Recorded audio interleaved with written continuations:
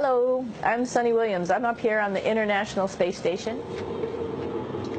So this is Node 2. This is a really cool module. Of course, most of these modules you'll see they have 4 sides, and they're put together. That way we could sort of work on a flat plane, either a wall, a floor, another wall, or the ceiling. But you know, again, all you have to do is turn yourself and your reference changes. The reason I'm bringing that up is because this is where 4 out of 6 of us sleep. And so people always ask about sleeping in space. Do you lie down? Are you in a bed? Not really, because it doesn't matter. You don't really have the sensation of lying down. You just sit in your sleeping bag. So here's one sleep station right here. I'm going in right now. You can follow me if you want. So I'm inside.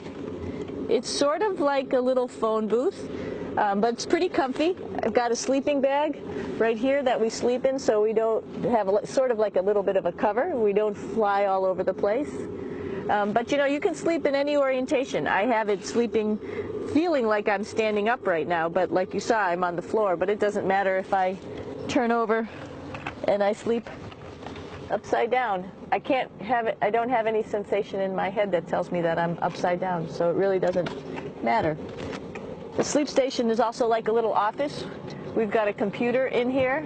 As you can see, we've got a couple little toys. I've got some books. I've got some clothes and other things that make it sort of like home. I'm coming out. And just for reference, that's one sleep station. This one's another. Right here. There's one on the ceiling, if you want to call it. Right here. And then there's a 4th on the other wall over here. So all of us sleep in a little bit of a circle. All right, come on back. There's more to show you.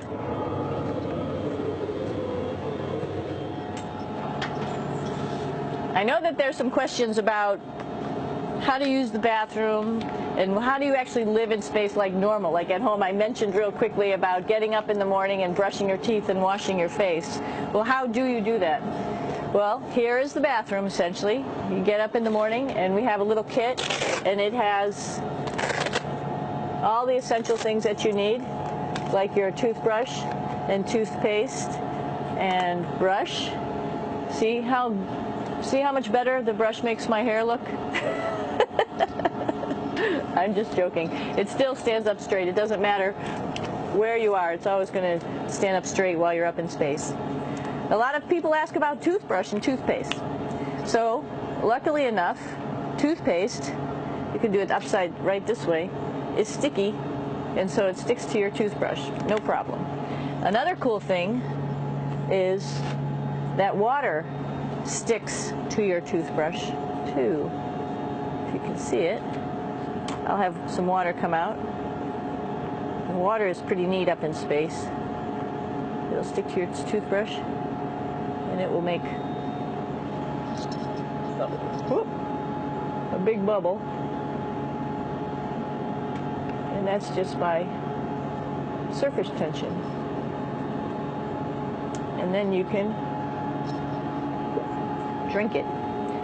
So a lot of people ask about what do you do with the toothpaste after you brush your teeth.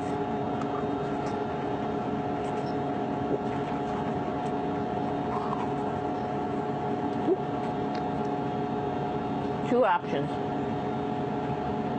Swallow it, and it's sort of like mouthwash, but it tastes a little gross. Or you can just spit it out in a paper towel, and then you don't have to worry about it. Swallowing thing I wouldn't recommend at home. I'm only up here for 4 months, so it's not that bad.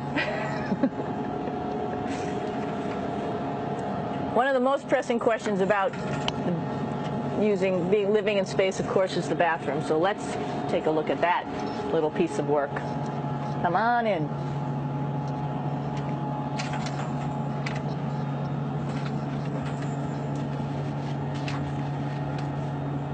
Here we are at the throne. This is awesome. You might see the little You might have noticed a little moon on the outside. This is our orbital outhouse right here.